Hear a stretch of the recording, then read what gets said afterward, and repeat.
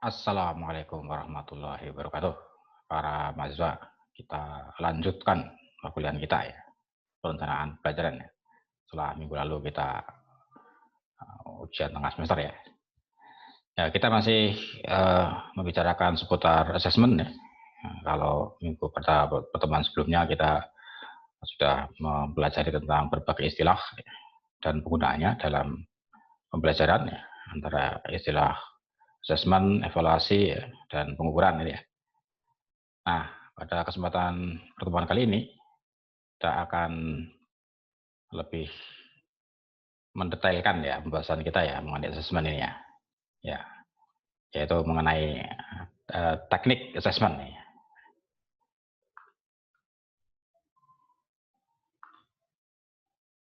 Ya, teknik asesmen. Ya, secara umum ada dua teknik asesmen ya yang bisa kita gunakan ya. Ya, pertama yaitu teknik tes dan yang kedua adalah non tes ya. Nah, teknik tes ini bisa dibedakan menjadi dua, yaitu antara IC test dan objektif ya, objektif test ya. Nah, kita bahas satu persatu. Yang pertama teknik non test ya. Jadi ini assessment dengan menggunakan instrumen yang bukan non test ya. Jadi bukan melalui tes ya, tapi melalui cara lain ya. Nah, apa cara itu? Yang pertama dengan tes kinerja ya, atau unjuk kerja siswa ya. Jadi mana siswa menampilkan performanya ya, yang itu bisa kita nilai, bisa kita tes ya. Performa apa yang akan kita tes kepada siswa ya, nanti ini tergantung dari materinya ya, apa materi pembelajarannya ya. Kemudian sesuai dengan materi itu apa yang akan kita nilai ya, dengan siswa melakukan sebuah unjuk kerja ya, sebuah kegiatan yang menunjukkan sebuah performa ya dari siswa ya. Nah ini ya. Yang kedua penugasan ya, jadi dengan cara memberi tugas kepada siswa ya, kemudian kita nilai ya. Ya, tugas saya kira bisa bermacam-macam ya. Ya, Anda sudah di mata kuliah lain ya sudah pernah dipelajari ini ya tentang teknik-teknik penugasan ya. Nah, yang kemudian berikutnya adalah dengan portofolio. Ya, jadi ini menilai siswa dengan cara melihat ya apa yang sudah dihasilkan ya. Jadi karya siswa ya. Menilai hasil karya siswa ya. Yang berbentuk portofolio apa saja karya-karya siswa yang bisa kita lihat ya sebagai acuan untuk menilai ya banyak bentuk portofolio ya yang bisa kita jadikan acuan untuk menilai siswa ini ya portofolio ya tergantung materinya apa ya, kemudian guru memberi nilai dari portofolio itu ya yang telah dihasilkan oleh siswa ya. Kemudian bisa juga melalui penilaian sikap ya atau afektif ya. Nah, ini misalnya dengan tes skala sikap. Wah ini, ya, ini nanti akan kita bahas ya skala sikap ya. Ya baik, ini secara umum gitu ya teknik non tes. Ini ada tes unjuk kerja, tes penugasan, portofolio dan tes sikap gitu. Nah ini.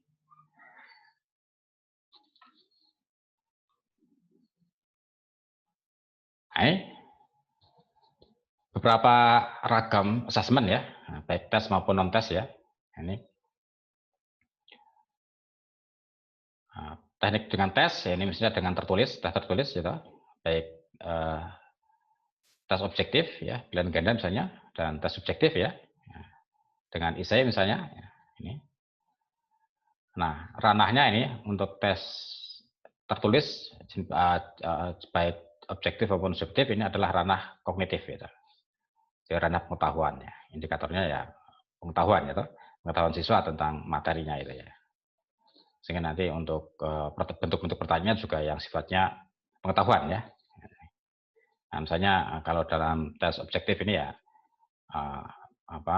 macam-macam ini ada memilih benar atau salah ya, pilihan ganda ya, menjodohkan ya, ini.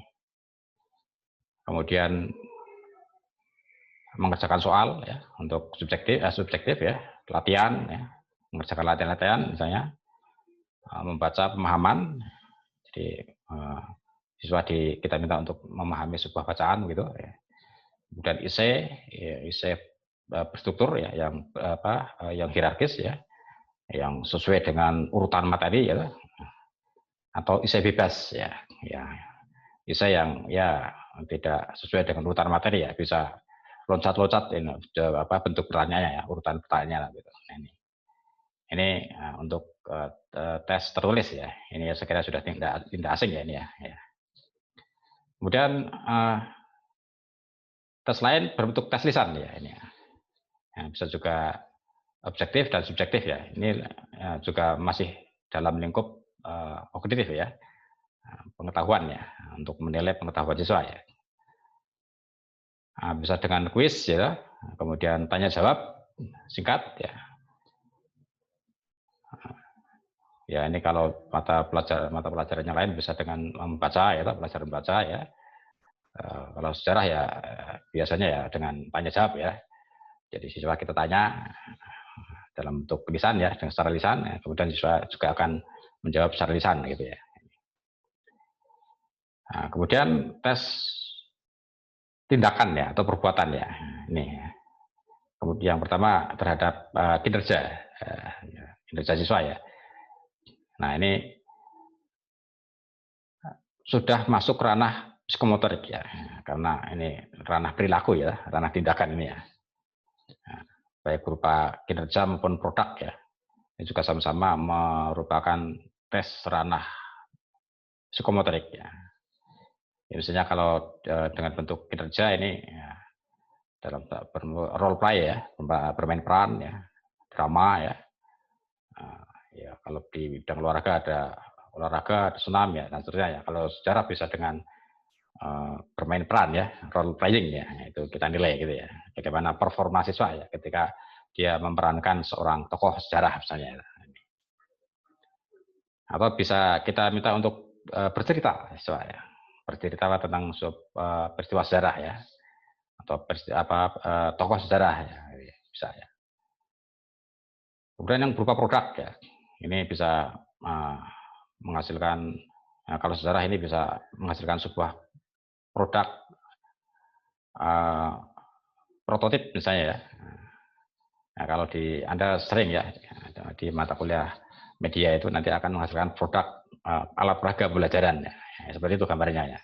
Menghasilkan miniatur masjid kuno ya, miniatur candi-candi gitu ya. Miniatur patung pahlawan nasional ya, atau berupa gambar-gambar ya, sketsa-sketsa tentang pahlawan nasional misalnya ini. Nah, kemudian yang berupa produk ya, ini ya ini langsung berarti ya, ini sudah menunjukkan kepada bendanya ya, benda yang sesungguhnya nih ya, jadi menghasilkan produk benda gitu ya. Ini bersama dengan kinerja tadi ya, kalau kinerja dinilai prosesnya ya, kalau ini dinilai produknya gitu ya, hasilnya akhirnya gitu ya. Nah, jadi kalau di kinerja bagaimana ketika siswa bermain peran ya, atau membuat sebuah menceritakan ya, ini kan proses ya. Tapi kalau di produk ini sudah ada hasil nyatanya, hasil konkretnya ya, sebuah produk gitu. Nah, kemudian yang non tes ya, ini ada dua jenis ya, dengan penilaian hasil dan portofolio ya. Nah, ini penilaian hasil ini merupakan ranah afektif ya, ranah sikap ini ya. Jadi hasil ya. Nah, ini bisa dilakukan melalui pengamatan atau observasi ya, checklist, ya, daftar atau list ya, list penilaian, ya, bisa skala sikap, ya, angket ya. Nah, ini bisa ya. Jadi misalnya Anda akan mengukur atau menilai sikap siswa tentang menilai nasionalisme para siswa ya. Nah, itu bisa dinilai ya dengan angket misalnya. Nah, kita susun angket, nah, kemudian siswa kita minta untuk mengisi ya. Nanti dari isian siswa akan bisa kita ketahui ini bagaimana sikap siswa ya tentang nasionalisme. Nah, tentang bagaimana menyusun angket ya, sekira di ada ini mata kuliah lain yang bagaimana menyusun ini ya, sikap siswa ya, ada menyusun instrumen angket ya, ada ini ya. Nah, tapi secara umum gitu ya, untuk pendidikan hasil ini bisa dengan non-tes ya, melalui pengamatan, ya, observasi ya. Jadi misalnya kalau melalui pengamatan ya, ya, kita ingin mengetahui sejauh mana siswa memiliki rasa cinta tanah air misalnya, atau nasionalisme ya.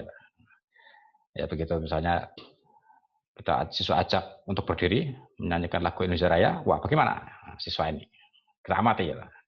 Ada yang langsung berdiri dengan semangat, ya, duduk tegap gitu ya. Ketika nyanyi juga semangat ya, suaranya lantang gitu. Atau ada yang lain ya, yang sebaliknya ya, itu bisa kita amati ya. Kemudian juga bisa dengan portofolio ya. Ini bisa dipakai gunakan untuk dua ranah sekaligus ya. Untuk kognitif dan juga psikomotorik. Ya. Nah, contohnya ini banyak ya. Nah, kalau di sejarah misalnya membuat laporan penelitian singkat misalnya. Nah, misalnya siswa kita tugaskan untuk meneliti sebuah situs sejarah di Madiun ini ya. Nah, ini kan semacam riset, mini riset ya, riset kecil lah itu ya. Nah, kemudian siswa kita minta membuat laporan. Nah, ini juga nanti akan bisa terlihat ya. Nah, setelah kita tes, wah, ini pengetahuan siswa tentang situs sejarah ini bagaimana? Terus bagaimana hasilnya? Ya?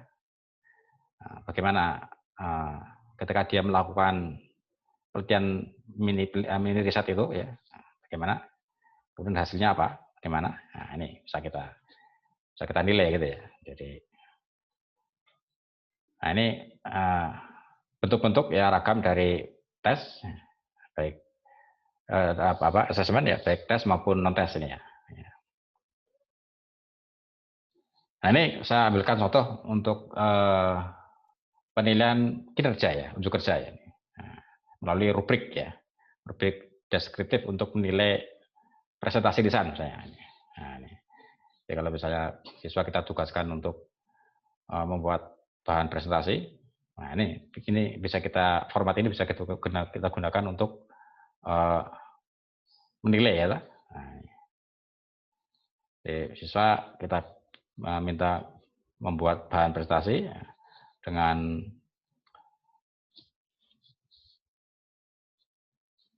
PowerPoint misalnya ya, ini nanti akan kita nilai ini ya. Nah, ini ada dimensi organisasinya bagaimana, pengorganisasian materinya ya, dan isinya bagaimana, isinya materinya ya. Nah ini ada indikator-indikatornya, sangat baik, memuaskan. Ya. Nah, ini sampai di bawah harapan ya, nanti di skor ya. Nah ini indikatornya ya, ini indikator untuk pengorganisasian, indikator untuk isi. Nah, ini nanti tinggal kita skor ini ya. Nah, kalau di sini misalnya presentasi terorganisasi dengan baik, nah skornya 8 misalnya ya. Ini skornya 8 ya. Terus isinya wah menggugah pendengar ya. Nah, ini nilainya bagus ini ya, 15 misalnya. Nah, kita skor ya. Nah, nanti di skor total berapa? Nah, misalnya tadi ini 8 tambah 15 23 skornya ya. Wah ini berarti unjuk kerja siswanya sangat baik ya, sangat baik ya. Gitu. Nah, ini contoh penilaian unjuk kerja. Nah, dengan berbagai implikasi atau konsekuensi logisnya ya terhadap pilihan ini ya, ini atau asesmen ini ya, ini memiliki beberapa catatan ya, implikasi ya, atau konsekuensi logis ya.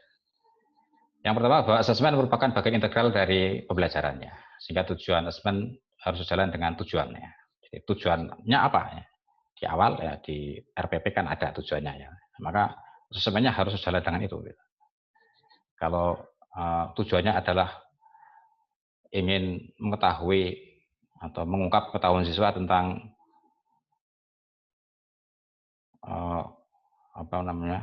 suatu materi ya, Maka ya asesmennya harus mengarah ke situ gitu.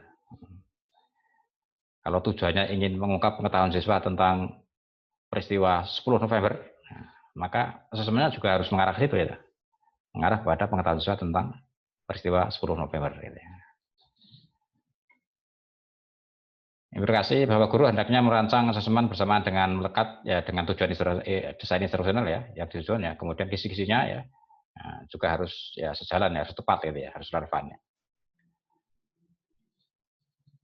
Harus didasarkan pada tujuan secara utuh ya, jangan hanya tujuan yang apa separuh ya, hanya satu aspek saja ya, hanya aspek pengetahuan saja yang dinilai ya, tapi harus menyeluruh ya, aspek pengetahuannya ya dinilai, aspek sikapnya ya dinilai ya, dan aspek perilakunya juga dinilai ya. Ya ini sesuai dengan taksonomi Bloom ya, aspek kognitif, afektif, dan psikomotorik ya. Nah, kemudian untuk memperoleh hasil asesmen yang maksimal dilakukan sepanjang kegiatan pengajaran ya, ditujukan untuk memotivasi. Jadi ada unsur motivasi ya, memberi motivasi kepada siswa ketika dilakukan asesmen. Nah, sehingga sebisa mungkin ketika asesmen itu tidak menjadikan siswa merasa dihakimi gitu ya, merasa divonis gitu ya. Tapi justru dengan asesmen itu siswa merasa termotivasi, menjadi termotivasi ya, terdorong. Oh iya ternyata pengetahuan saya ini masih perlu diperkuat lagi ini. Sikap saya masih perlu diperkuat lagi ya. Sehingga itu asesmen yang baik bisa justru mendorong ya siswa untuk terus berusaha untuk lebih baik lagi, lebih baik lagi.